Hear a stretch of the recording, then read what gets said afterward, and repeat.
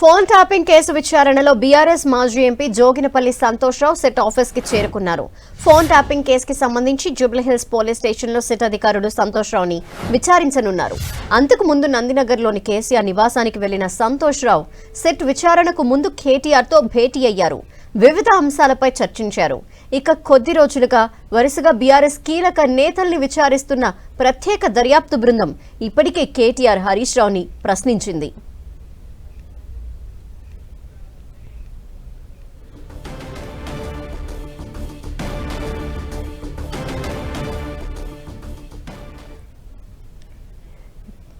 ఇక phone tapping వ్యవహారానికి సంబంధించి సిట్ ఆఫీస్ కి సంతోష్రావు చేరుకున్నారు. మరిన్ని వివరాలు మా ప్రతినిధి కిరణ్ అందిస్తారు. కిరణ్,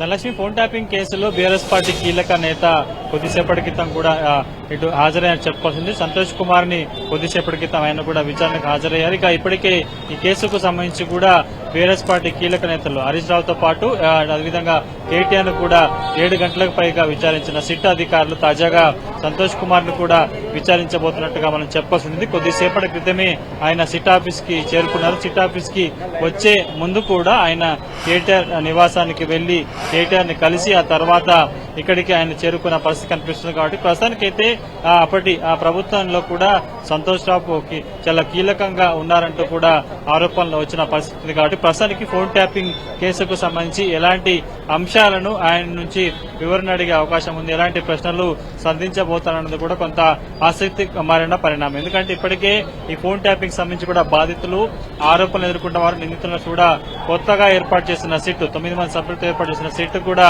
అనేక కోణాల దర్యాప్తు చేసింది. ఇక అప్పటి ప్రభుత్వంలో కీలకంగా ఉన్న నేతలను విచారిస్తే ఫోన్ ట్యాపింగ్ సంబంధించి కూడా కీలక దశకు చేరుకునే అవకాశం కనిపిస్తుంది. కొద్ది రోజుల్లో దీనికి సంబంధించి అడిషనల్ ఛార్జ్ షీట్ కూడా దాఖలు చేసే అవకాశం ఉంది. కాబట్టి హరీష్ రావుతో పాటు కేటీఆర్ ను కూడా విచారించారు. కాబట్టి ఇప్పుడు తాజాగా సంతోష్ కుమార్ ను కూడా విచారణకు హాజరు కావాలంటూ సిఆర్పిసి 160 కింద నోటీసులు సర్వ్ చేసిన సిట్ అధికారులు తను విచారణకి హాజరవుతానంటూ కూడా నోటీసులు అందుకున్న తర్వాత ఆయన చెప్పారు. కాబట్టి ప్రస్తుతానికి సంతోష్ రావుకు సంబంధించి కూడా ఎలాంటి ప్రశ్నలు సంధించబోదు. ఎందుకంటే అప్పటి ప్రభుత్వంలో అయినా అప్పటి ముఖ్యమంత్రి కేసీఆర్ వెన్నంటే ఉన్నారు కాబట్టి ఆయనకు సంబంధించి కూడా తెలిసే ఈ ఫోన్ ట్యాపింగ్ వ్యవహారం ఉంటుందంటూ కూడా కొంత అనుమానాలు వ్యక్తం చేశారు. ఎందుకంటే 680 మందికి పైగా అటు బాధితులకు సంబంధించిన వాంగ్మూలం స్వీకరించిన సందర్భంలో కూడా కొన్ని పేర్లు తెర మీదకి వచ్చినట్లుగా అనుమానం వ్యక్తం చేశారు. కాబట్టి వారిచ్చిన వాంగ్మూలం ఆధారం కూడా బీఆర్ఎస్ పార్టీకి సంబంధించిన కీలక నేతలందరూ కూడా ఒక్కొక్కరుగా విచారిస్తున్నట్టుగా మనం చెప్పాల్సి ఉంటుంది. కాబట్టి ప్రస్తుతానికైతే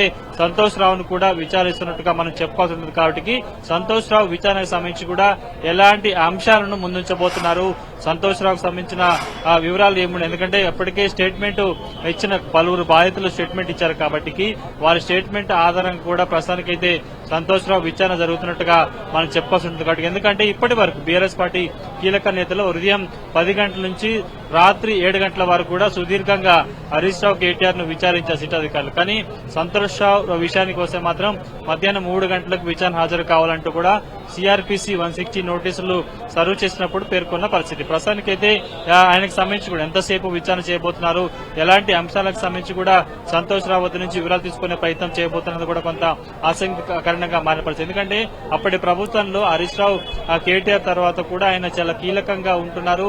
అప్పటి ముఖ్యమంత్రి కేసీఆర్ వెన్నుదండగా ఉండేవారు కాబట్టి ఆయన వెన్నంటే ఉండేవారు కాబట్టి ఈయన పాత్ర కూడా ఉండేనా ఒక ఆరోపణల నేపథ్యంలో కూడా ప్రస్తుతానికైతే విచారణ సాగుతున్నట్టుగా మనం చెప్పాల్సి ఉంది. కాబట్టి పూర్తి స్థాయిలో ఇటు సంతోష్ రావుకు సంబంధించి ఎన్ని గంటల పాటు సిట్ అధికారులు విచారణ చేయబోతున్నాయని కొంత సమాచారం అయితే మనకు రావాల్సి ఉంటుంది. కొద్దిసేపటి క్రితమే ఆయన లోపలికి వెళ్లారు. కాబట్టి అంటే ఈయన కూడా సుమారుగా 6-7 గంటలకు పైగా అనేక అంశాలకు సంబంధించి, ఎందుకంటే ఇప్పటికే ఆ ఫోన్ ట్యాపింగ్ సంబంధించి కూడా కొన్ని వందలాది మంది సంబంధించిన బాధితుల వివరాలకు సంబంధించి కావచ్చు, ప్రముఖ పారిశ్రామికవేత్తలు కూడా ఇప్పటికే ఫోన్ ట్యాపింగ్ కేసులో వారంతా బాధితులు ఉన్నారు. కాబట్టి వాళ్ళ స్టేట్మెంట్ రికార్డ్ చేసిన నేపథ్యంలో ఒక్కొక్కరుగా బీఆర్ఎస్ పార్టీ సంబంధించిన కీలక నేతలు, ఎమ్మెల్యేలు, ఎమ్మెల్సీ సంబంధించి కూడా విచారణ సాగుతూ వస్తుంది. కాబట్టి ఇక వీరి వంతు మరికొన్ని రోజుల్లో కూడా మరొక కీలక వ్యక్తిని మాజీ ముఖ్యమంత్రి కేసీఆర్ తో పాటు మరికొంతమందిని కూడా విచారించేందుకు సుట్టు సన్నద్దమవుతుంది. కాబట్టి ఈ విచారణ అంతా కూడా ఈ నెల చివరి నాటికి పూర్తి చేయాలంటూ కూడా ఇప్పటికే సిట్ భావిస్తుంది.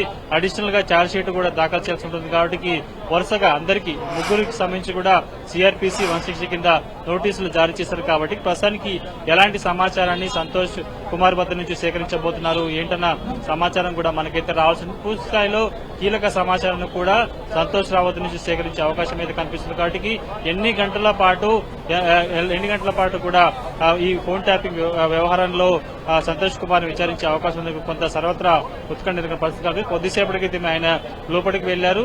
ఆ విచారణకు సంబంధించి కూడా ఇప్పటికే ఫోన్ ట్యాపింగ్ సంబంధించిన దర్యాప్తు అధికారులు ఉన్నారు, నాన్ క్యాడర్ సంబంధించిన అధికారులు ఇప్పటికే నేను విచారించేందుకు అన్ని వివరాలను సేకరించుకొని అనేక ప్రశ్నలు కూడా సంధించే అవకాశం ఉంటుంది. కాబట్టి కొద్దిసేపటి క్రితమే ఆయన లోపలికి వెళ్లారు. విచారణ ప్రారంభమైనట్టుగా మనం చెప్పాల్సి ఉంటుంది. కాబట్టి ఎందుకంటే మొదటి నుంచి కూడా బీఆర్ఎస్ పార్టీ పసలేని ఫోన్ ట్యాపింగ్ వ్యవహారానికి సంబంధించి కూడా బీఆర్ఎస్ పార్టీ కీలక నేతలను ఇబ్బంది పెట్టే ప్రయత్నం కూడా చేస్తున్నట్టు ఆరోపణలు గుప్పిస్తూ వస్తుంది. ఎందుకంటే హరీష్ రావుకి ముందుగా నోటీసు సందర్భంలో కూడా బీఆర్ఎస్ పార్టీ అనేక ఆరోపణలు చేసింది. కావాలనే తమను ఇరకాటంలో పెట్టేందుకు తమ మీద రాజకీయంగా కక్ష చర్యల్లో భాగంగానే ఫోన్ ట్యాపింగ్ వ్యవహారాన్ని తెర మీద తీసుకొచ్చి తమకి నోటీసులు జారీ చేసి గంటల కొద్ది విచారణ చేస్తున్నట్టు కూడా చెప్పిన పరిస్థితి. కాబట్టి పూర్తి స్థాయిలో ఇప్పుడు సంతోష్ రావుకు సంబంధించి కూడా ఎలాంటి క్వశ్చన్ సంధించబోతున్నారు ఏంటి, ఎందుకంటే అప్పటి ప్రభుత్వంలో మాజీ ఇన్ఫ్లుయెన్స్ చీఫ్ ప్రభాకర్ రావుతో పాటు అతనికి అనుబంధ శిష్యులు చాలా మంది అంటే ప్రధాన నిందితులు తిరుపతన్న కావచ్చు, రాధాకృష్ణ టాస్క్ ఫోర్స్ మాజీ డీసీపీ రాధాకృష్ణ సంబంధించి కూడా చిరవేళ అనుదండగా పనిచేశారు. ప్రభుత్వంలోని కీలక నేతల సమాచారం మేరకు వారి ఆదేశాల మేరకు ఫోన్ ట్యాపింగ్ చేసినట్టు ఇప్పటికే వాళ్ళు కొంత వాంగ్మూలం కూడా ఇచ్చారు. కాబట్టి పూర్తి స్థాయిలో సంతోష్ రావు పాత్ర ఏంటి అన్న సమాచారం కూడా రాబట్టే ప్రయత్నం ఇటు సిట్ అధికారులు చేయబోతున్నట్టుగా చెప్పుకోవాలి. అయితే కిరణ్, మనం చూసాం హరీష్ రావుని అలాగే కేటీఆర్ ని కూడా విచారించారు. వీరిరువురు కూడా అప్పటి ప్రభుత్వంలో కీలకంగా మంత్రులుగా ఉన్న నేతలు కాబట్టి వీరి ఆదేశాల మేరకు ట్యాపింగ్ వ్యవహారంలో ఇన్వాల్వ్మెంట్ ఉంటుంది అన్న విధంగా సిట్ అధికారులు వారిని విచారించారు అనుకోవచ్చు. అయితే ఇప్పుడు సంతోష్ రావుని పిలిచి విచారించడం పట్ల ఎలా అర్థం చేసుకోవాలంటారు? ముఖ్యంగా ఎందుకంటే బీఆర్ఎస్ పార్టీ సంబంధించిన కీలక నేతలు హరీష్ రావు, కేటీఆర్ ఎందుకంటే అప్పట్లో మంత్రులుగా ఉన్నారు, వారు కూడా కీలక పదవుల్లో ఉన్నారు. కానీ హరీష్ రావు విచారణ నేపథ్యంలో కూడా ఆయన విచారణ ఎదుర్కొన్న తర్వాత బయటకు వచ్చిన తర్వాత తన హోంమంత్రిని కాదు, తనకు సంబంధం లేని విధంగా విచారణకు పిలిచారంటూ కూడా హరీష్ రావు కొన్ని ఘాటైన వ్యాఖ్యలు చేశారు. అప్పుడు డీజీపీ ప్రస్తుతం డీజీపీగా ఉన్న శివధర్ రెడ్డిని కూడా విచారణకు పిలిస్తే బాగుంటుందని కూడా చెప్పిన పరిస్థితి కనిపిస్తుంది. తర్వాత కేటీఆర్ ను కూడా ఇదే నోటీస్ మీద ఆయనకు విచారణకు పిలవడం, అనేక అంశాలకు సంబంధించి కూడా ఆయనతో అడిగే ప్రయత్నం చేశారు. ఆయన వద్ద నుంచి కూడా సమాచారం సేకరించే ప్రయత్నం. కానీ సంతోష్ రావుకు సంబంధించి ఎందుకంటే గత ప్రభుత్వంలో ఇద్దరు నేతల కంటే కూడా కేసీఆర్ కి చాలా దగ్గరగా ఉండే వ్యక్తి, ఆయనకి నిత్యం అందుబాటులో ఉండే వ్యక్తి కాబట్టి ఆయన పాత్ర కూడా ఉంటుందంటూ కూడా అనుమానం వ్యక్తం చేస్తుంది. ఎందుకంటే బాధితుల వాంగ్మూలం ఆధారంగానే బీఆర్ఎస్ పార్టీకి సంబంధించిన కీలక నేతలు హరీష్ రావు, కేటీఆర్ తో పాటు ప్రస్తుతం సంతోష్ కుమార్ ను కూడా విచారణ సాగిస్తున్నట్టు. కాబట్టి ఒకవైపు మనం చూసుకుంటే హరీష్ రావు, కేటీఆర్ తో పోల్చుకుంటే అప్పటి ముఖ్యమంత్రికి చాలా దగ్గరగా ఉండే వ్యక్తి సంతోష్ కుమార్ కాబట్టి ఆయన విచారణ చేస్తే కూడా చాలా సమాచారం వచ్చే అవకాశం కనిపిస్తుంది. ఇప్పటికే ఈ కేసుకు సంబంధించి కూడా అనేక కీలక విషయాలను కూడా సిట్ అధికారులు ముందుంచి సంతోష్ కుమార్ విచారణ చేసే అవకాశం ఉంది. కాబట్టి ఇద్దరు హరీష్ రావు, కేటీఆర్ తో పోల్చుకుంటే ఇటు సంతోష్ రావుకు సంబంధించి కూడా కొంత కీలక సమాచారం రాబట్టేందుకే ఎందుకంటే ఆయన అప్పటి ముఖ్యమంత్రికి చాలా దగ్గరగా ఉండే వ్యక్తి కాబట్టి ఆయన ఆదేశాలు ఏమైనా అధికారులకు చెప్పే ప్రయత్నం చేశారా లేదా ఏంటనే సమాచారం కూడా రాబట్టే ప్రయత్నం కూడా అందులో భాగంగానే సంతోష్ కుమార్ ను కూడా సిట్ అధికారులు ఫోన్ ట్యాపింగ్ కేసులో కూడా విచారణకు హాజరు కావాలంటూ చూడడం జరిగింది. కాబట్టి ప్రస్తుతానికైతే సంతోష్ కుమార్ కు సంబంధించి ఎలాంటి అంశాలను ఆయన ముందుంచి అడగబోతున్నారు, ఎలాంటి క్వశ్చన్లు సంధించబోతున్నారు, ఎందుకంటే అప్పట్లో ఆయన చాలా కీలకంగా వివరించారు. కాబట్టి పూర్తి స్థాయిలో ఎలాంటి సమాచారాన్ని సేకరించే ప్రయత్నం చేస్తున్న కొంత ఆసక్తికర చర్చ ఉత్కంఠగా మారిన పరిస్థితి. అయితే సంతోష్ విచారణకు హాజరయ్యే ముందు కేటీఆర్ ని కూడా కలిసి ఆ తర్వాత విచారణకు హాజరవడం జరిగింది. ఈ నేపథ్యంలో హరీష్ రావు కావచ్చు, ఇటు కేటీఆర్ కావచ్చు ముందు 7 గంటల పాటు సుదీర్ఘ విచారణ ఎదుర్కొన్నారు సిట్ దగ్గర.